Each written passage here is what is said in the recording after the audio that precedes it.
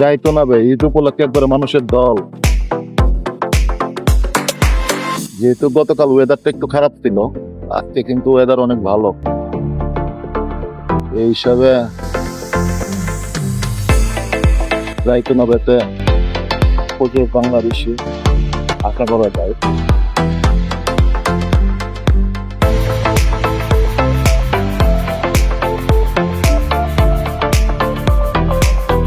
বিশেষ করে ছুটির দিন বা কোনো উৎসবকে কেন্দ্র করে এখানে প্রচুর মানুষের ঢল নামে। দুইজনে আসলাম একটু যে ঈদের দ্বিতীয় দিনে এখানে কি পরিমাণ প্রবাসী বাংলাদেশিরা এখানে এসেছে সেটি সচক্ষে দেখার জন্য এই যাইতুনাবেতে এসেছি। খুব সুন্দর একটি জায়গা, বিশেষ করে ছুটির দিন বা কোনো উৎসবকে কেন্দ্র করে এখানে প্রবাসীদের পাশাপাশি প্রচুর জনসাধারণের সমাগম ঘটে। ঠিক বৈরতের প্রাণকেন্দ্রে অবস্থিত এই যাইতুনাতে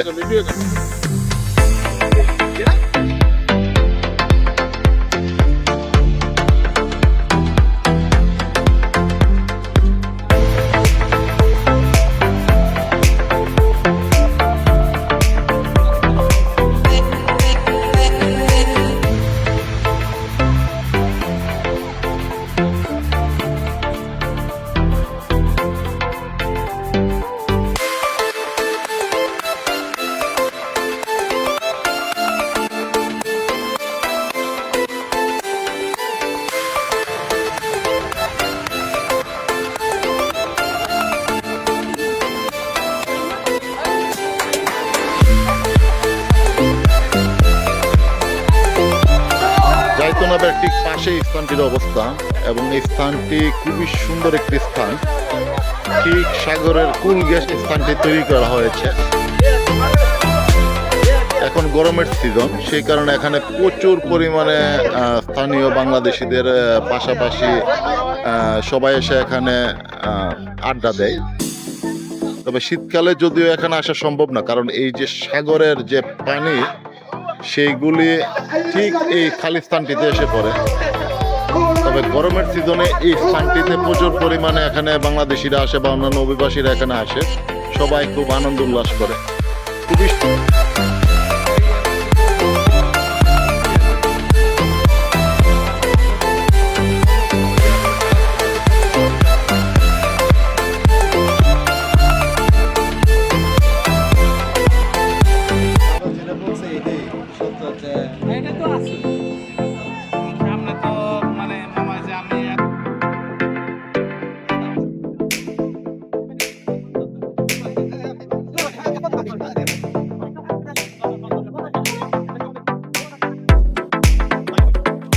আজ ঈদের দ্বিতীয় দিন, আমরা কয়েকজন আসলাম এই যাইতুনাবেতে। বৈরতের ঠিক প্রাণকেন্দ্র অবস্থিত, খুব সুন্দর একটি জায়গা।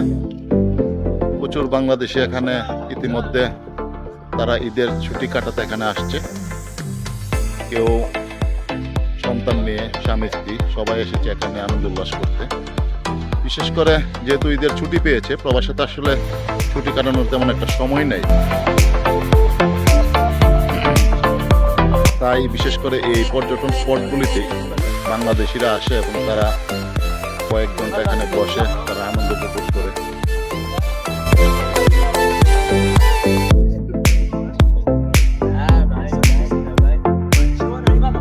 বিশেষ করে যাইতুনাবে এই জায়গাটির নাম, বিশেষ করে এখানে এই গাছটি দেখা যাচ্ছে, আসলে এই গাছটি জৈতুন গাছ এবং এই গাছটির সাথে এই জায়গাটির নামকরণ করা হয়েছে যাইতুনাবে।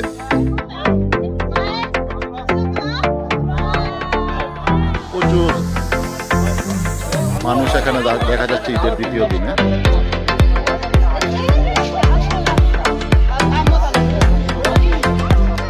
তবে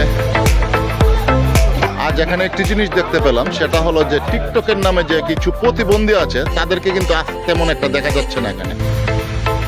এই প্রতিবন্ধীদের সংখ্যা আজ এখানে খুবই কম, তেমন একটা নেই বললেই চলে, তেমন একটা চোখে পড়ে না।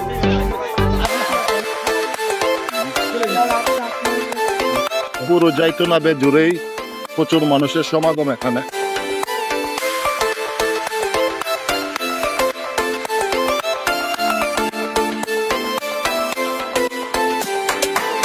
সাগর দেখতে সবারই ভালো লাগে, যার কারণে এই সাগরের কিনারেই এই যাইতে হবে, যার কারণে এখানে প্রচুর পরিমাণে আসে সবাই এবং আনন্দ উপভোগ করে, আড্ডা দেয়।